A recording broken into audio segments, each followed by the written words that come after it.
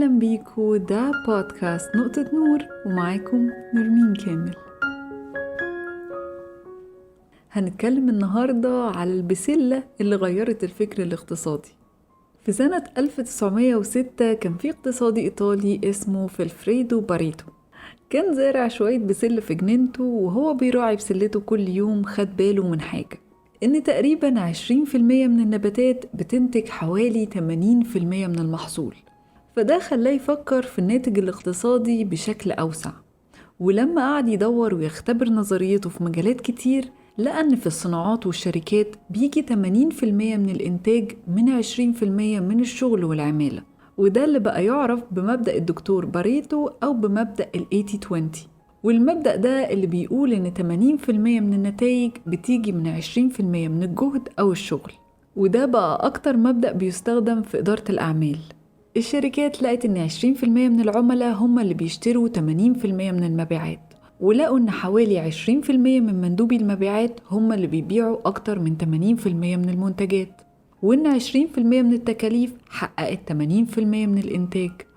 وبرضه اكتشفت شركة مايكروسوفت إن 20% من الأخطاء عملت 80% من المشاكل.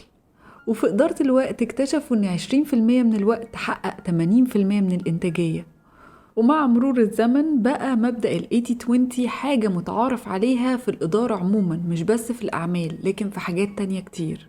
يعني مثلا منظمة الصحة العالمية بتعتقد إن حوالي 20% من اللي كانوا مصابين بفيروس كورونا هم اللي كانوا مسؤولين عن 80% من العدوى وانتشار المرض. والأمثلة كتيرة جدا ملهاش نهاية. وطبعا مفيش معيار ثابت يقدر يقيس بالظبط قد إيه 80 وال20%، لكن النسبة التقريبية اللي كانت بتظهر دايما هي 4-1. النقطة المهمة هنا هو إنك تقدر تحقق مكاسب كبيرة بحاجات بسيطة، سواء كان وقت أو مجهود أو فلوس. فخلينا نشوف إزاي نطبق مبدأ ال 80-20 في حياتنا اليومية ونستفيد منه. خد ثواني كده عزيزي المستمع وفكر معايا في الحاجات اللي جاية.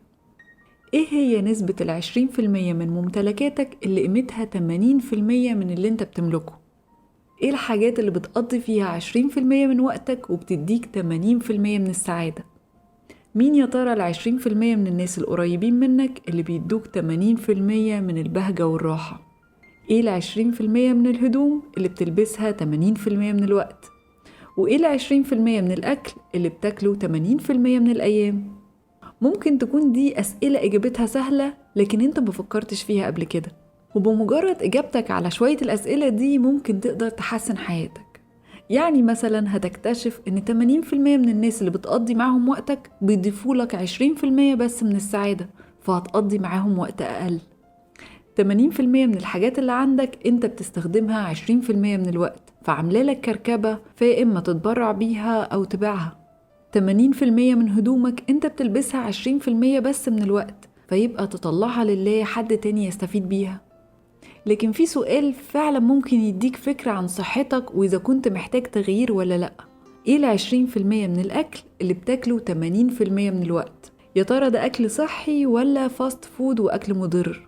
هل محتاج تشوف نظام غذائي جديد يساعدك على تحسين حياتك ولا أنت ماشي كويس وتمام؟ وحاجة مهمة ممكن نطبق فيها مبدأ ال 80-20 هو الوقت. إزاي نبعد عن المشتتات وننظم جدولنا بحيث إننا نخلص 80% من شغلنا في 20% من الوقت. لما فكرت إزاي هبدأ أطبق مبدأ ال 80-20 ده في حياتي، في حاجات مهمة بدأت تظهر لي. ظهر لي إني كنت بقضي 80% من وقتي بعمل حاجات مش هتفيدني أو تساعدني إن أنا أحقق أحلامي، وإني بصرف تقريباً أكتر من 80% من فلوسي على حاجات مش بتسعدني.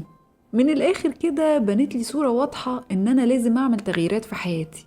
بدأت أبقى مدركة أكتر أنا بقضي وقتي في إيه، وقبل ما اشتري حاجة أسأل نفسي أنا فعلا محتاجاها ولا لأ؟ طب هستخدمها قد إيه؟ وهل ده يستحق تمنها ولا لأ؟ وإنت عزيزي المستمع، إيه التغييرات اللي تحب تعملها بمبدأ ال 80-20؟ في شغلك إيه الحاجات اللي بتقضي فيها 80% من الوقت وبتديك 20% من العائد؟ ويا ترى إيه الحاجات اللي بتعملها 20% من الوقت لكن بتحقق لك 80% من التقدير سواء من مديرك أو زمايلك؟ 20% من المذاكرة اللي بتحقق لك 80% من الدرجات؟ وفي حياتك العاطفية وعلاقاتك ال20% من التصرفات اللي بتعملها بتسبب 80% من المشاكل. 20% من الكلام بيؤدي ل80% من الترابط والألفة. كل الأسئلة دي أسئلة مهمة، لكن يمكن معظمنا ما فكرش فيها قبل كده. مش بنفكر إننا نقدر نقيم كل جانب من جوانب حياتنا، ومش بس نقدر نقيم، إحنا كمان نقدر نسيطر ونتحمل مسؤولية إننا نحسن جوانب حياتنا دي. فكر في قاعدة ال80-20 دي على إنها عدسة بتشوف بيها حياتك، وممكن تخلينا ندرك حاجات مهمة مكناش واخدين بالنا منها، ومحتاجين نكون واعيين أكتر في اختياراتنا. يمكن نكون محتاجين نعمل تغيير في حياتنا لكن مش عارفين نبدأ منين. يمكن مثلا نفسك يبقى عندك الشجاعة الكافية إنك تبدأ مشروع بتحلم بيه، أو حتى يمكن نفسك تشتري جيتار وتتعلم تعزف لأول مرة في حياتك. ساعات الأفكار بتعدي علينا كده زي السحاب من غير ما نركز فيها، وساعات تانية بنلاقي الأفكار دي بتسيطر علينا وبنبقى متحمسين جدا إننا نعملها لحد ما بنشوف إزاي هننفذها، ولما بنلاقي الموضوع كبير أو صعب نبدأ نخاف ونبعد. لكن لو عايزين ننفذ حاجة فعلا لازم نفكر فيها على شكل خطوات نقدر نعملها. مثلا انت قاعد مع صديقك وقالك ما تيجي نفتح مطعم، تبدأ الفكرة تعجبك وتبدأ تتخيل يا ترى المطعم هيقدم أكل شكله إيه، يا ترى المطعم هيكون اسمه إيه، طب الديكورات والمكان هتفتح في أنهي منطقة وليه. الفكرة حلوة وبقيت متحمس لها جدا وبتفكر فيها طول الوقت، وتبدأ بقى تدور إزاي تفتح مطعم، ويا ترى هتحقق مكاسب بعد قد إيه ومحتاج قد إيه علشان تبدأ. وبعد بحث ودراسة مفصلة توصل للحظة اللي انت وصاحبك بتفتحوا فيها المطعم، اللحظة اللي تحولت فيها مجرد فكرة لحقيقة. لكن ايه علاقة ده بمبدأ ال80-20؟ علشان تقدر تعمل تغيير في حياتك لازم تقدر تقسم وقتك ومجهودك بشكل يخليك تحقق كل أحلامك. فخلينا نشوف المراحل ال4 اللي بيها نقدر نعمل أي تغيير. المرحلة الأولى بتكون الفكرة. كل يوم هتلاقي آلاف الأفكار بتعدي عليك، لكن الأفكار لوحدها ما بتعملش تغيير، لكن بتكون الشرارة اللي بتبدأ بيها. المرحلة التانية هي التأمل. بمجرد ما بتلاقي فكرة تشدك فأنت بتبدأ تديها وقتك واهتمامك، ومفيش أي شغل في المرحلة دي مرحلة تأمل وتركيز على فكرة معينة. المرحلة التالتة بقى هي الحركة. الحركة هي لما بتبدأ تشوف إزاي ممكن تنفذ الفكرة. حالة الحركة هي لما بتقرأ وتتعلم وتخطط لحاجة وتبدأ تحط استراتيجيات علشان توصل لها، وتبدأ تحسب المخاطر وتحضر نفسك لكل حاجة ممكن تواجهك. المرحلة الرابعة بقى هي الأهم، هي الشغل. إنك تبدأ تاخد خطوات، هو ده الوقت اللي بتحول فيه الحلم لحقيقة. التنفيذ هو المكان اللي بتبدأ فيه تعمل حاجة ملموسة علشان تعمل تغيير. طيب إيه الفرق بين الحركة والشغل؟ الحركة هي مرحلة التحضير، والشغل هو مرحلة الممارسة.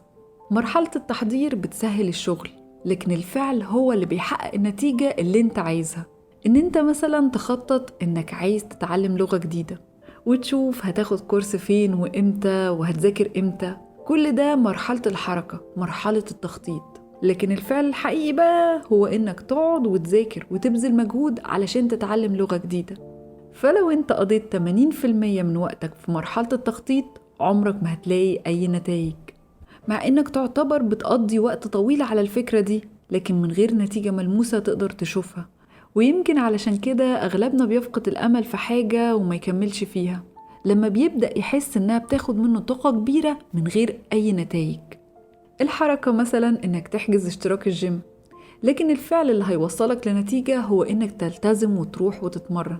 الحركة هي التودو ليست اللي بتعملها في أول كل يوم، لكن علشان تشطب على كل حاجة في القائمة دي هتحتاج فعل ومجهود. الخطوة الصح بقى هو إنك تستفيد من التخطيط وتوصله للتنفيذ علشان توصل لهدفك، وهو ده الفرق. ساعات كتير بنقضي أغلب الوقت في مرحلة التخطيط، تلاقي نفسك بتدور على أحسن جيم بأقل سعر والحمد لله تلاقيه. طب إيه نبدأ بقى؟ ما احنا حجزنا اهو. تقوم تقول لا والله محتاجة أشوف لبس جيم يكون حلو كده، وتقضي ساعات تدور على اللبس. ماشي، جبنا اللبس، يلا بينا بقى ولا إيه؟ تقول لنفسك لا، محتاج الأول أعرف هل هحتاج بروتين ومكملات ولا هشتغل إزاي، ومحتاج أعرف كمان طيب أنا هحتاج أخس قد إيه قبل ما أبدأ أشيل حديد. وفي الآخر تلاقي نفسك عمال تفكر وتفكر وما بتنفذ. بتقضي 80% من وقتك في التحضير مع إنك مفروض تقضي الوقت ده في الجيم بتتمرن. فعلشان تعمل أي تغيير حقيقي لازم تفتكر حاجة واحدة بس: قضي 80% من وقتك بتشتغل و20% من وقتك في التفكير والتحضير. يمكن أكبر مشكلة كلنا بنواجهها إننا بنقضي أغلب وقتنا في النية والتفكير وبننسى ناخد خطوة. بيقول الكاتب جون بورز: أصغر عمل خير من أعظم نية. فافتكر دايما عزيزي المستمع إن الأهم من إنك يكون عندك أفكار عظيمة إنك تكون شخص منفذ، إنك تكون شخص صاحب أفعال ودايما بيسعى وراء أحلامه بخطوات حقيقية. أتمنى تكون الحلقة عجبتكم وأشوفكم إن شاء الله في الحلقة الجاية. ده بودكاست نقطة نور ومعاكم نرمين كامل.